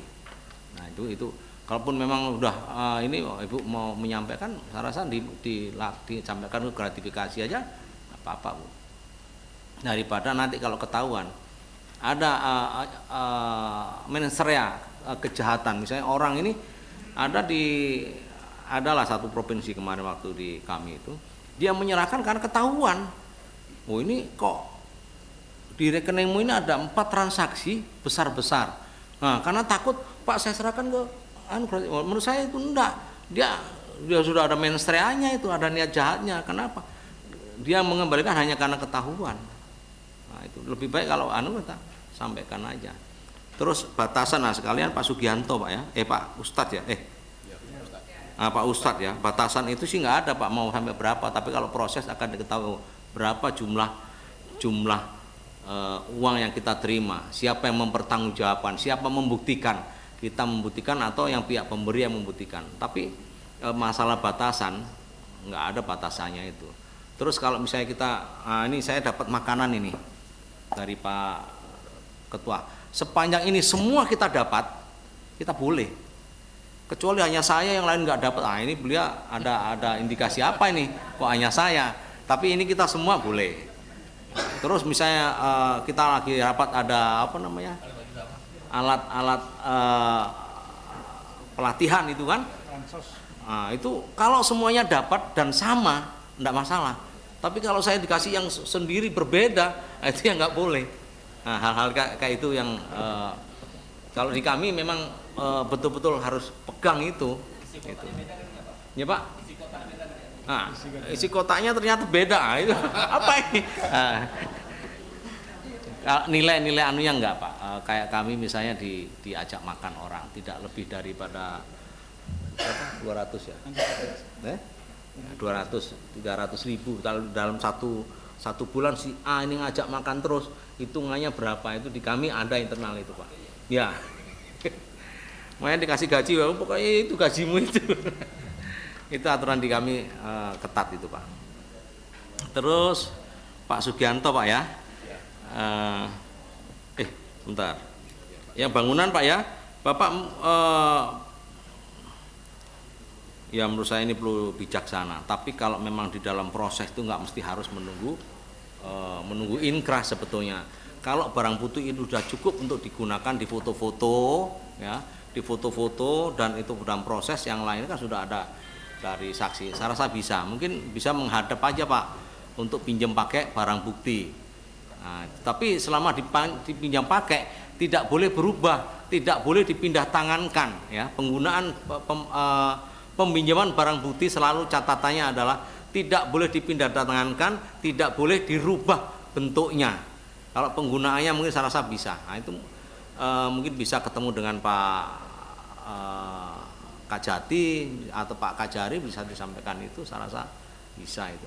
Di Bengkulu kami ada jembatan-jembatan itu akhirnya kita kembalikan itu. Bisa diberikan karena masih kasihan masyarakat, betul-betul dia membutuhkan sebagai penghubung antara kecamatan dengan kecamatan. Silakan aja Pak, mungkin dengan catatan apa disampaikan Pak, kami siap untuk tidak dirubah, tidak dipindah tangankan, tidak dirusak, tidak dihilangkan, nah kan gitu. Kalau di barang bukti kan itu. Kalau seseorang misalnya minta ditangguhkan, itu catatannya itu bahwa kita dari penyidik yakin bahwa dia tidak akan melarikan diri. Yang kedua, yakin bahwa dia tidak akan mengulangi tindak pidananya. Ya.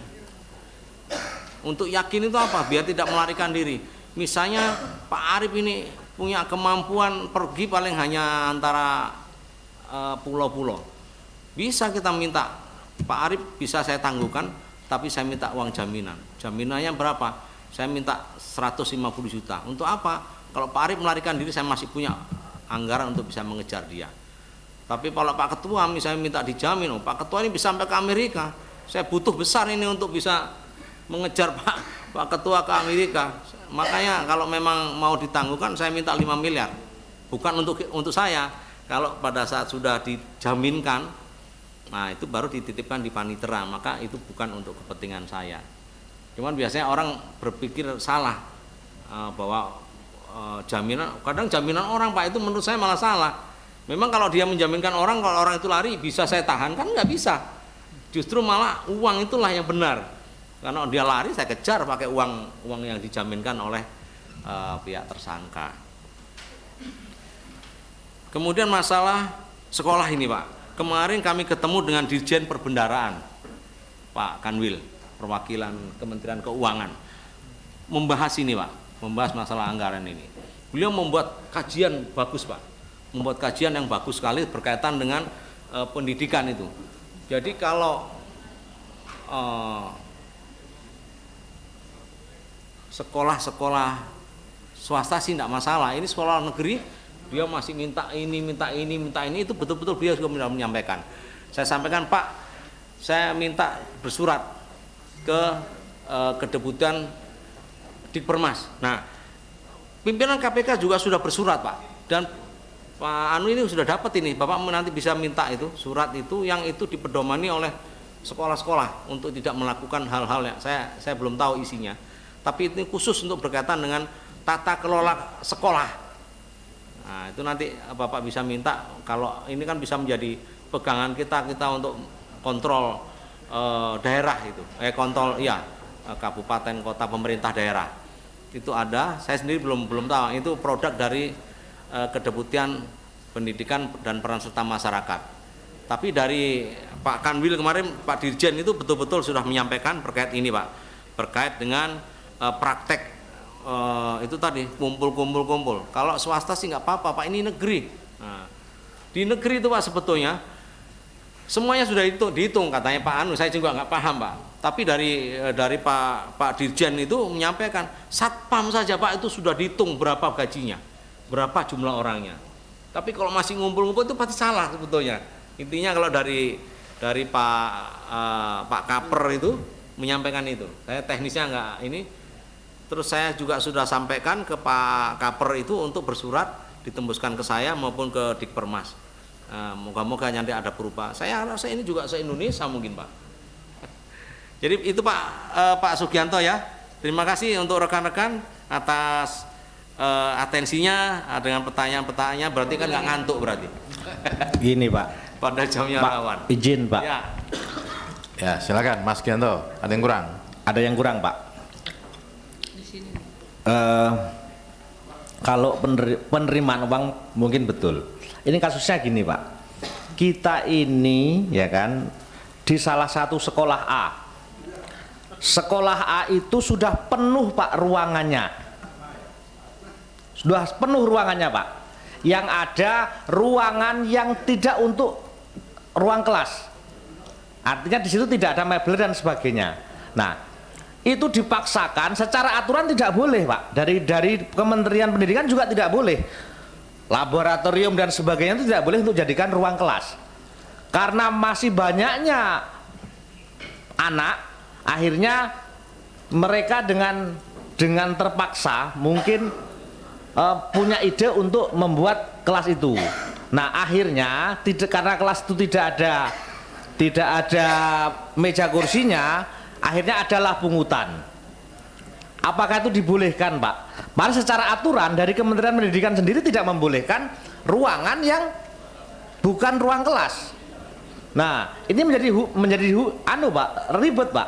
Sama dengan kita itu nyuri, kita itu korupsi untuk beli minuman keras, kan gitu, Pak. Saya analogikan seperti itu. Nyuri, korupsi untuk beli minuman keras, barang haram untuk dimakan yang belanja yang haram juga. Itu mungkin yang saya maksud, Pak. Ya, terima kasih. Ada yang tadi belum saya sampaikan, lupa, bahwa di sekeliling kita ini kan ada AP, aparat penegak hukum lain selain KPK. Ada Polda, ada Polres, ada Polsek, ada Kejaksaan Tinggi, ada Kejaksaan Negeri, kan itu, Pak. Mungkin itu juga perlu untuk diberdayakan, Bapak perlu juga datang. Kalau terkait dengan pelanggaran praktek pendidikan, ya itu bisa dilihat di Undang-Undang Pendidikan. Saya juga belum tahu apakah ada ancaman pidananya di dalam. Tapi dengan memungut di luar dari aturan, intinya kalau dari perbendaharaan itu, kalau negeri itu nggak ada lagi yang lain-lain. Nah, disampaikan seperti itu, berarti kan pasti ada yang nggak benar. Bapak mungkin bisa diberdayakan dulu, kejaksaan maupun kepolisian, Pak. Ya. Tapi bisa juga itu nanti ke pidana kependidikan, saya juga belum tahu. Apakah di undang-undang kependidikan itu ada aturan atau malah mungkin ditutup, misalnya izinnya ditutup atau personilnya itu yang diproses. Nah, itu nanti saya sendiri belum bisa paham mendalami itu. Tapi intinya Bapak bisa memberdayakan dengan Pak, dengan Kejaksaan Negeri atau dengan kepolisian. Tapi kalau dari aturan sepintas dari Pak Ketua juga menyampaikan nggak boleh, ya sudah, itu pasti ada. Hukum itu kan dengan hati nurani akan kelihatan ini benar, ini nggak benar. Nah, itu kebenaran, hukum itu adalah kebenaran dari sisi manusia itu mendekat kepada kebenaran. Kalau menurut kita itu salah, saya yakin di aturan hukumnya ada. Saya rasa itu. Terima kasih. Terima kasih Pak Didi. Mungkin saya kasih kesempatan dulu sama yang dari kabupaten kota. Ya, ini bisa Ketua Inhu, Inhil, Kuansing, Rohul. Dah Rohul, silakan. Adinda, bersiap-siap nanti dari kabupaten lain. Silakan. Bismillahirrahmanirrahim. Assalamualaikum warahmatullahi wabarakatuh. Izin Pak, saya Nofli Wanda dari DPRD Kabupaten Rokan Hulu. Mungkin ada beberapa hal yang ingin kami pertanyakan atau mungkin nanti minta dibantu penjelasan terkait tindak pidana korupsi ataupun gratifikasi. Ada beberapa hal yang menarik perhatian bagi daerah khususnya.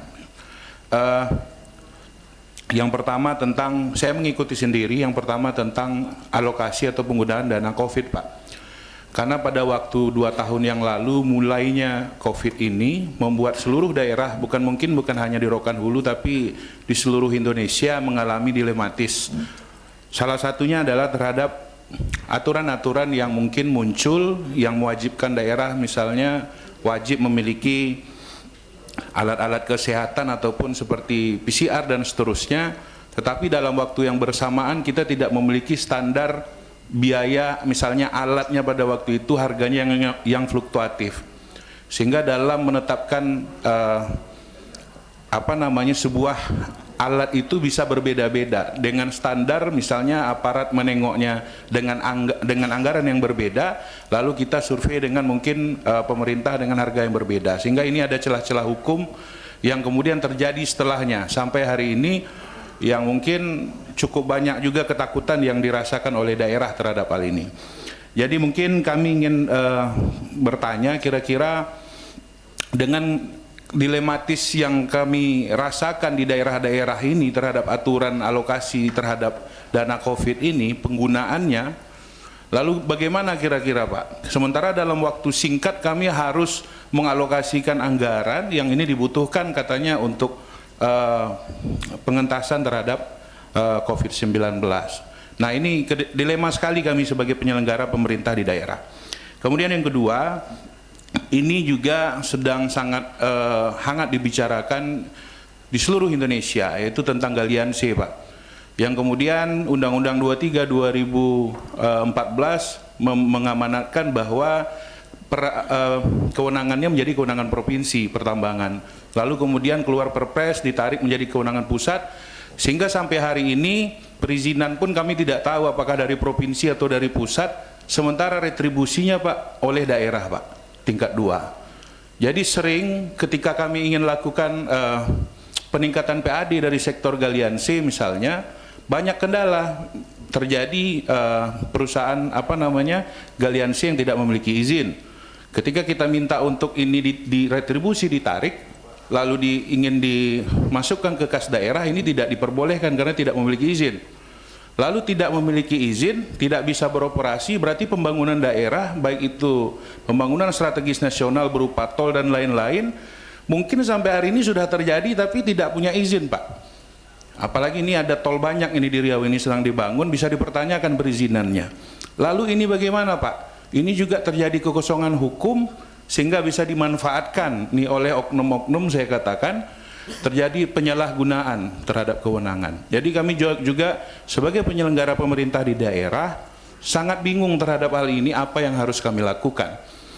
Yang terakhir mungkin masalah hutan dan lahan yang kemudian sampai hari ini juga menyita perhatian, bagaimana banyak lahan-lahan yang ada di, bukan hanya di tempat kami, juga di Riau, kami juga mengalami yang sama terhadap berada dalam kawasan-kawasan yang kemudian sudah sekian lama, mungkin puluhan tahun, ini sudah dioperasikan, sudah menghasilkan, tetapi juga tidak mendapatkan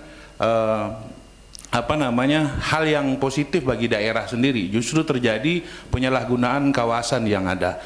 Jadi mungkin saya berulang kali mendengar bahwa KPK juga melirik terhadap penyalahgunaan kawasan tadi, sehingganya mungkin ini kami sampaikan bagaimana juga upaya-upaya kami di daerah dan juga mungkin KPK ada jalan yang kemudian diberikan sehingga ini dapat teratasi. Mungkin itu saja yang dapat kami sampaikan. Terima kasih. Assalamualaikum warahmatullahi wabarakatuh.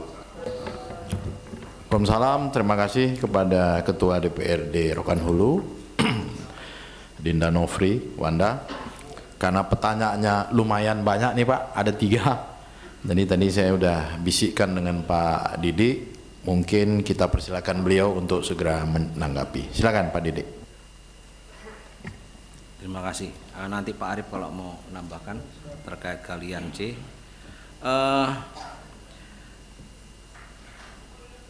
Seperti yang saya sampaikan tadi terkait dengan dana COVID, jangan main-main. Memang betul wajar kalau memang akhirnya mawas diri, jangan mudah, jangan gampang untuk menyalahgunakan itu, resikonya terlalu besar. Di Undang-Undang Pemda itu kan pemerintah daerah itu jelas kepala daerahnya dan dewan.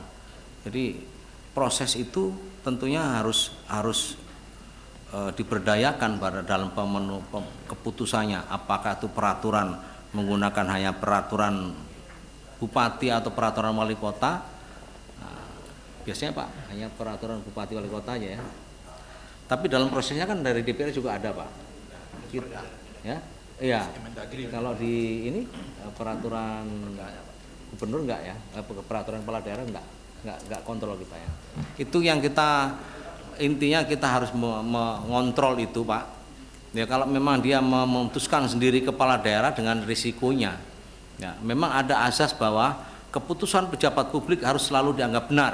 Sepanjang tidak ada keputusan lain yang menyatakan salah, maka ada petun. Nah itu tadi di praktek pelaksanaan kita. Tapi sepanjang itu masalah wajib PCR tapi PCR-nya nggak sesuai. Kemarin kan terjadi banyak sekali itu. Makanya sebetulnya di sekitar kita kemarin banyak sekali penyimpangan-penyimpangan. Bahkan seharusnya ada hukuman mati itu dalam waktu kita mengalami pandemi kemarin itu. Nah terkait ini Pak, kehati-hatian ya, standar tidak sesuai. Kalau memang diduga itu, intinya korupsi itu apabila menguntungkan kita sendiri, menguntungkan orang lain, atau ada kickback, ada imbalan sedikit, itu pasti ada korupsinya. Sepanjang tidak ada, mungkin hanya kebijakan saja yang salah. Ya. Ada kalanya orang berpikiran kalau merugikan keuangan negara itu pasti korupsi. Enggak. Sepanjang itu langkahnya benar, ya. Tapi ada kerugian, contoh misalnya Garuda, banyak rugi. Pertamina berapa banyak ruginya. Apakah di proses korupsi? Sepanjang prosesnya benar, kerugian itu karena situasi bisa. Tapi tahapannya benar, saya rasa enggak masalah. Nah terkait yang di wilayah Bapak ini, Bapak sudah hebat itu, sudah betul-betul mencermati apa yang terjadi di tengah masyarakat, ya. Apa yang terjadi dengan masyarakat. Kalau memang ada indikasi ada menguntungkan diri sendiri atau menguntungkan dari pihak pengadaan, pihak rekanan, bisa dilaporkan Pak, Bapak silakan aja. Tapi jangan sampai karena kehati-hatian kita juga akhirnya menghambat itu semua. Ya kita lihat balancing antara kemanfaatannya dengan situasi yang saat itu terjadi. Kemudian masalah galian C di Undang-Undang Minerba, memang Undang-Undang Minerba ini agak konyol menurut saya. Dulu di Undang-Undang Minerba udah bagus sekali, Undang-Undang Minerba yang lama, akhirnya diambillah di Undang-Undang 23 kan gitu. Kemudian sekarang ada Undang-Undang Minerba lagi yang baru, itu pun sekarang di mana? Nah, tapi apapun di Undang-Undang Minerba itu sebetulnya ada hal yang bisa dilakukan kepala daerah, bahwa terhadap tambang itu harus ada jalan yang itu khusus untuk pertambangan. Kalau tidak benar ya ditutup. Nah itu kita bisa melakukan itu kalau memang masih diambil. Tapi kalau nggak salah sudah dilimpahkan ya, dilimpahkan ke provinsi kalau nggak salah itu Pak sekarang. Jadi ya belum jalan ya, karena antara isi dengan judul nggak beda, nggak sesuai. Nah itulah. Minerba itu mungkin begitu cantiknya sehingga tarik ulur. Tarik ulur. Kemarin Langkat itu sebelum beliau kena itu saya sampaikan itu. Komplain lah masalah galian C. Pak, Bapak punya kewenangan loh. Kalau ternyata jalannya rusaknya gara-gara tambang galian C, Bapak tutup aja. Karena apa? Itu bukan jalan untuk pertambangan. Cuman biasanya yang dihadapi coklat, hijau. Nah itu masalahnya. Tapi kalau bisa sama-sama bergerak, saya rasa ada kewenangan yang bisa dilakukan. Kemudian retribusi memang kita tuh selalu menginikan Pemda. Memang kalau di kami itu apapun yang sudah diambil dari kekayaan itu harus retribusinya harus diambil. Makanya di daerah itu malah disupport sama dari Satgas itu bagaimana mengambil retribusi. Masalah izinnya, nah, kalau izinnya nggak ada ya ada yang berhak memproses pidana, ya silakan dipidana. Itu kontraproduktif juga antara saya sama anak buah saya. Lu kalau diproses terus diambil, terus ada diproses, dia ngomong, oh, Pak saya udah bayar untuk dipajak. Nah itu memang nggak ketemu Pak. Tapi setidak-tidaknya ya pendapatan harus dapat itu Pak. Memang saya, oh ya udah. Nanti kalau ternyata izinnya itu nggak jelas dan ada yang proses, tapi saya jarang melihat itu diproses. Apalagi sekarang bilang koridor itu. Wah benar-benar itu apa konsorsium tambang. Nah itu prakteknya masih banyak. Baru kemarin saya dapat perintah dari ketua KPK itu masalah tambang. Kenapa nggak kamu urusi? Betul Pak itu. Siap, mohon izin, saya minggu ini akan upayakan. Minggu ini baru saya akan kumpulkan, nggak usah Kementerian KL. Direktorat Monep itu kan punya kajian. Oh siap, ada kajian Pak. Itu saya belum dalam itu. Karena memang parah Pak. Kalau di sini mungkin enggak, tapi di Sulawesi Tenggara, Sulawesi Tengah, Kalimantan Timur, Kalimantan Selatan itu banyak masalah dan itu banyak grey area itu tadi yang Bapak bilang tuh. Ketidakjelasan itu menjadi semakin jelas bagi oknum untuk mengambil sesuatu yang menguntungkan. Itu nyatanya seperti itu.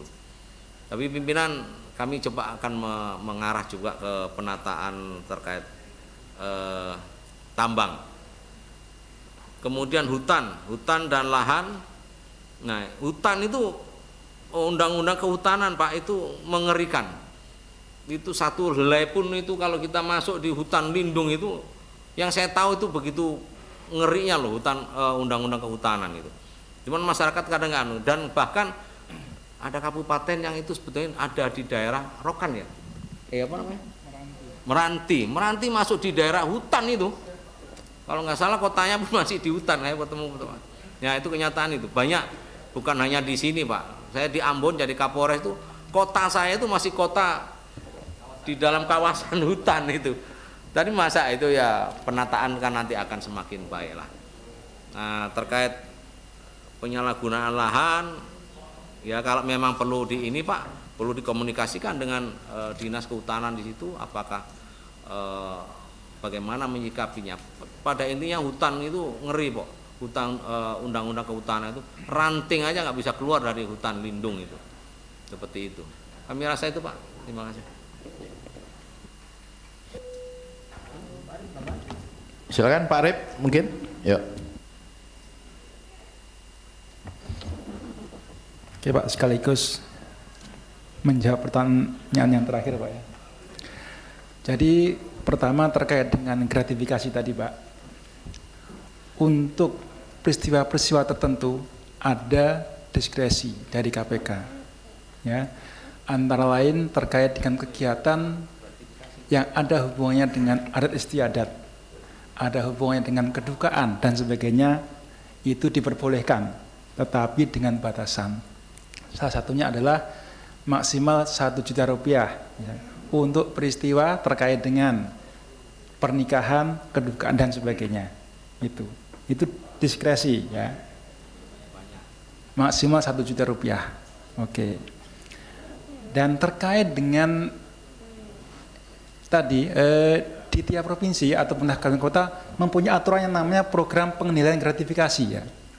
Jadi bukan pelarangan gratifikasi, program pengendalian gratifikasi yang intinya adalah mengendalikan Ya. Karena kita sadar bahwa kita masyarakat yang di timur, ya kan, ada istiadat dan sebagainya terkait dengan pemberian maupun penerimaan. Tetapi harus kita kendalikan dan kita atur. Ya. Di provinsi pun sudah ada pergubnya juga. Ya. Batasan-batasan mana yang akan digunakan dan dipakai. Ya. Tetapi satu lagi, kalau berhubungan dengan jabatan dan berhubungan dengan berlawan dengan tugas atau kewajibannya, maka toleransinya adalah 0 rupiah tadi, Pak. Gitu. Ya. Tetapi tadi hanya dalam posisi-posisi tertentu, kedugaan dan sebagainya itu diperbolehkan. Bisa sambut misalnya dengan DPRD yang lama dan sebagainya diperbolehkan, Pak. Tetapi ada aturannya tadi. Seperti yang disampaikan dari Pak Didi tadi, ada aturan misalnya Kak, di kantor kita maksimal 200.000 dari satu orang pemberi, ya kan? Dalam jangka waktu tertentu maksimal berapa kali dalam setahun. Ada aturan di sana, jadi diperbolehkan. Ya.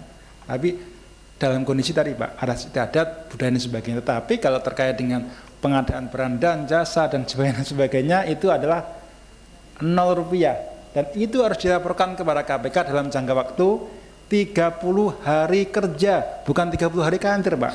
Jadi masih ada 1 bulan lebih untuk apa ya, memikirkan, untuk apa ya, berpikir dan sebagainya, apakah itu berhubungan dengan jabatan kita atau berlawanan dengan tugas atau kewajibannya. Diberikan waktu itu Pak, sebenarnya gitu. Maka dikembalikan semuanya kepada pihak penerima. Dan dengan adanya undang-undang ya, gratifikasi pasal 12B besar itu apa? Sebenarnya adalah perlindungan buat kita semua, perlindungan buat para pelapor. Intinya kalau Bapak Ibu melaporkan dalam jangka waktu 30 hari kerja, maka ya pidana yang disampaikan oleh Pak Didik tadi itu ya akan dihapus oleh undang-undang kalau Bapak Ibu melaporkannya kepada KPK. Jadi itu bukan ancaman tapi malah apa? Pasal-pasal perlindungan kepada kita semua, baik sebagai penyelenggara negara maupun sebagai pegawai negeri. Intinya di sana. Dan yang kedua, yang Pak Nurwanda tadi yang Bapak sampaikan bahwa terkait dengan undang-undang apa itu pajak galian C atau MBLP Pak ya. Ya, kan itu sebenarnya dari awalnya di kabupaten, kemudian di provinsi, dan yang terakhir ini diserahkan ke pusat melalui OSS berbasis resiko, betul. Dan itu akan dievaluasi kembali melalui Undang-Undang HKPD, Undang-Undang Nomor 1 Tahun 2022, Pak. Ya, hubungan keuangan pusat dan di daerah, bagaimana cara mengaturnya kembali. Tetapi yang jelas tadi, ya, itu sudah kami tanyakan juga ke Dirjen Keuangan Daerah bahwa setiap ada pendapatan yang diperoleh ya atau meningkatkan perekonomian, maka boleh dipungut pajaknya. Kemudian dari pemerintah daerah mendorong para pengusahanya untuk mengurus perizinannya. Jadi dibantu Pak, tetap kita pungut tetapi dibantu perizinannya. Karena kalau sekarang kan sudah lebih mudah menggunakan OSS ya. Intinya perizinannya lebih mudah sehingga menjadi pendapatan yang legal artinya gitu Pak. Jadi salah satu contohnya adalah misalnya gini, yang di Provinsi Bali Pak, banyak tempat-tempat wisata ya yang sebenarnya yang misalnya kondisinya yang di pinggir tebing ya kan itu menjadi sarana wisata bagi Pemda. IMB-nya bisa keluar nggak? Tidak akan bisa keluar karena menyalahi tata ruang dan sebagainya. Sehingga kami dari Korsup juga mendorong kepada seluruh pemerintah daerah untuk ini Pak, evaluasi RT/RW-nya dan RDTR-nya. Sebagian besar kita belum punya RDTR kabupaten kota, yang di Riau masih bisa dihitung Pak. Yang punya RDTR kalau nggak salah tidak lebih dari 2 kabupaten, ya Pak ya. Rohil saya kira belum punya Pak ya.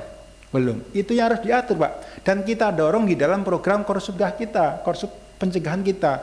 Tiap Pemda ya, pemerintah provinsi harus punya RT/RW, sementara pemerintah kabupaten kota harus mempunyai RDTR. Jadi mohon kepada Bapak Ibu pimpinan DPRD untuk ikut mendorong itu semua RDTR-nya, sehingga terkait dengan lahan dan sebagainya itu bisa ada mitigasi resikonya ya. pemanfaatan yang bukan semestinya dan sebagainya diatur ke dalam RDTR. Ya. Itu salah satu hal atau solusi yang bisa kita tawarkan secara bersama-sama. Dan untuk aset-aset pemerintah daerah, termasuk tanah dan sebagainya, tadi pagi kita kan sudah rapat koordinasi nih dengan seluruh kepala daerah. Ada Kanwil ATR BPN-nya juga, ada beberapa penyerahan sertifikat atas aset-aset milik daerah. Yang intinya di sana juga kita dorong Pak, agar pemerintah daerah kepada bupati dan wali kota untuk mensertifikatkan atas aset-aset yang mereka punya. Dan salah satunya ketika ada ganjalan sertifikasi, ya, tanah-tanah milik pemerintah daerah terganjal, misalnya masuk di kawasan hutan dan sebagainya, maka Pemda harus bersurat kepada Kementerian Kehutanan, ya, melalui dirjen yang di sini kan ada ini, ya, yang KLHK, bermohon kepada mereka, misalnya ada masalah pipip dan sebagainya, dimohonkan ke sana untuk diberikan sertifikat. Dan itu diperbolehkan kalau untuk tanah-tanah milik pemerintah daerah, dipermudah. Intinya di sana Pak. Jadi salah satu hal yang kita sampaikan kepada Bapak Ibu kepada tadi terkait dengan regulasi undang-undang HKPD-nya, ya, tentunya Bapak Ibu juga mendorong nanti turunannya di dalam perda masing-masing daerah. Jadi mohon dukungan juga bagi Bapak Ibu pimpinan DPRD provinsi kabupaten kota untuk ikut mendorong, ya, regulasi turunan dari undang-undang HKPD ini. Dan kita yakin kalau ini berjalan, maka hak-hak dari pemerintah daerah, ya, Pemda kabupaten kota itu lebih besar porsinya Pak. Ya, bagi hasilnya lebih besar. Ya, kalau dulu mungkin seperti PKB, provinsi mungkin lebih banyak Pak, ya, tetapi sekarang proporsinya dibalik, sehingga hak-hak dari kabupaten kota bisa lebih realistis sesuai dengan jumlah kendaraan bermotor dan sebagainya, dan serta potensi dari daerah penghasil. Itu salah satu rumusan yang ada di Undang-Undang HPD, ya. Penghasil mempunyai otoritas yang lebih, ya, bagiannya lebih dibandingkan yang tidak punya sumber daya penghasilnya. Mungkin itu saja Pak yang bisa kami sampaikan. Ya, kebetulan sudah hampir jam 4, kami serahkan kembali ke Pak Ketua. Terima kasih. Assalamualaikum warahmatullahi wabarakatuh. Salam. Terima kasih kepada Pak Didik dan Pak Nur Arif Nur Cahyo. Masih ada Ketua? Karena waktu terbatas Bapak Ibu, beliau-beliau ini akan ke bandara. Jadi tadi hasil pesan dari Pak Didik dicukupkan sekian, nanti bisa berkomunikasi berikutnya. Ya, boleh bersurat, nanti boleh dengan cara lain. Yang jelas nomor handphone beliau saya sudah punya. Tadi sudah disampaikan beliau, nanti Bapak Ibu boleh memiliki. Ya. Baik, mungkin teman-teman pimpinan dan anggota DPRD Provinsi serta pimpinan dan anggota DPRD Kabupaten Kota se-Provinsi Riau, demikian acara Semiloka kita, ya, yang ditaja oleh Komisi Pemberantasan Korupsi khususnya di bidang atau Deputi Korsubgah. Semoga dengan terjadinya pembekalan, diskusi, tanya jawab dan lain sebagainya tadi, ini akan menjadi bahan bagi kita semua untuk melakukan perbaikan dan lebih hati-hati di dalam menyelenggarakan tugas kita, ya, sebagai anggota DPRD Provinsi maupun Kabupaten Kota menuju Riau yang lebih baik. Baik Bapak Ibu sekalian, sebelum saya tutup acara ini, Pak Edi, tentu ada pantun sedikit, ya, untuk kita semua. Pergi ke kebun mencari durian, durian diantar ke kota Kerinci. Arahan Semiloka pencegahan KPK telah dilaksanakan. Semoga lembaga DPRD se-Provinsi Riau bebas dari korupsi. Pergi berlayar ke Selat Malaka, singgah sebentar di kota bertuah. Terima kasih kami ucapkan kepada KPK. Semoga kita tidak salah langkah. Akhirnya kami undur diri, mohon maaf atas nama pimpinan DPRD Provinsi Riau dan semua anggota. Pak Didik, terima kasih atas segala sesuatunya yang telah diberikan kepada kami, dan mohon jangan bosan-bosan memberikan arahan dan peringatan kepada kami, karena mencegah lebih baik daripada menindak, ya Pak, ya. Terima kasih Pak. Akhirnya kami ucapkan walau muafiq ila kumotorik. Wassalamualaikum warahmatullahi wabarakatuh.